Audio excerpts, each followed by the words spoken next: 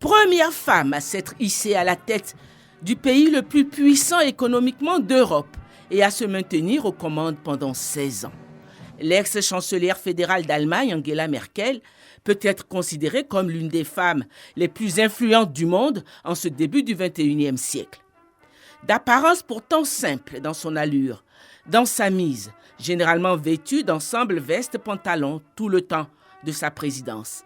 Ses biographes la dépeignent sobre, discrète, pragmatique, efficace, ayant des principes moraux forts fondés sur sa foi chrétienne. Son père, pasteur protestant luthérien, et sa mère institutrice lui ont inculqué très tôt les valeurs morales chrétiennes et une discipline de travail. On l'a dit, fervente croyante qui lit régulièrement la Bible et prie quotidiennement. Elle est née le 17 juillet 1954 à Hambourg, dans l'Allemagne de l'Ouest, mais a grandi dans l'Allemagne de l'Est, sous contrôle communiste, où ses parents ont choisi de s'installer. Sa personnalité a été forgée aussi par son expérience de la dictature communiste. Elle mène de brillantes études de physique à l'université de Leipzig, clôturée par un doctorat en 1986. Sa carrière politique démarre véritablement après la chute du mur de Berlin en 1989 et la réunification de l'Allemagne. Elle a 35 ans et décide d'intégrer le courant politique chrétien-démocrate incarné par le parti du chancelier Helmut Kohl, la CDU, l'Union chrétienne démocrate d'Allemagne. Le destin s'accélère pour elle. En 1991, elle est élue au Bundestag, le Parlement allemand. En 1998, elle est élue à la tête de la CDU et devient la première femme à diriger le parti chrétien-démocrate. 7 ans plus tard, en novembre 2005, elle est élue chancelière fédérale d'Allemagne. Elle est réélue à ce poste en 2009, puis en 2013. Elle est réélue en 2017 pour un 4e mandat à la tête de la chancellerie fédérale. En 2021, elle décide de ne pas briguer un 5e mandat et quitte officiellement le pouvoir le 8 décembre 2021. Durant ces années de pouvoir, elle a été désignée à 14 reprises par le magazine économique américain Forbes, femme la plus puissante du monde.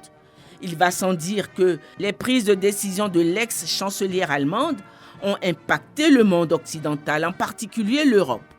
Ce fut le cas en 2015, quand l'Europe a été confrontée à la plus grande crise migratoire qu'elle a connue.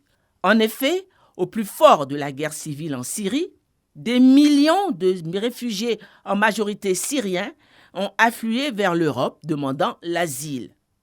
Les pays d'Europe, pour leur part, étant tenus de respecter des quotas d'immigration imposés par l'Union européenne.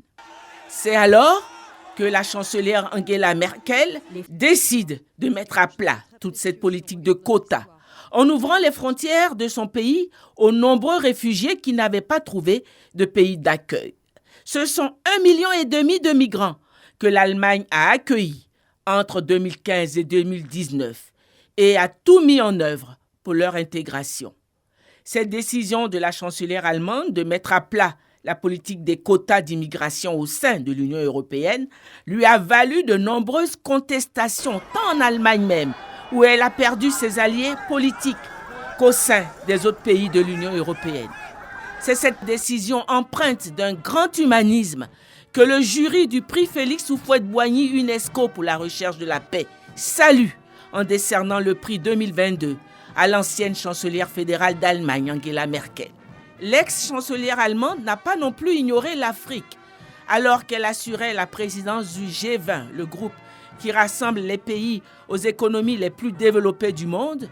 La chancelière allemande Angela Merkel a lancé le 19 novembre 2019 à Berlin, lors d'une conférence du G20, une initiative baptisée Compact with Africa, qui est un programme consacré à la promotion de l'investissement direct privé en Afrique à travers des réformes engagées par les pays africains participant à ce programme.